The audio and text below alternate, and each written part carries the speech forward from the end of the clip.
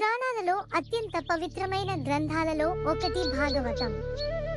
ఈ మహాగ్రంథం భగవంతుడి అవతారాలు, భక్తుల కథలు, ధర్మం గురించి ఎంతో గొప్ప సందేశాలను అందిస్తుంది. భాగవతంలోని ప్రతి కథ మనకు సత్యం, ధర్మం, భక్తి, ధైర్యం వంటి మంచి విలువలను నేర్పిస్తుంది. మన జీవితాన్ని సన్మార్గంలో నడిపించే మార్గాన్ని చూపిస్తుంది. ఇలాంటి గొప్ప కథలను చిన్నపిల్లలు సులభంగా అర్థం చేసుకునేలా చెప్పడం కొంచెం కష్టం.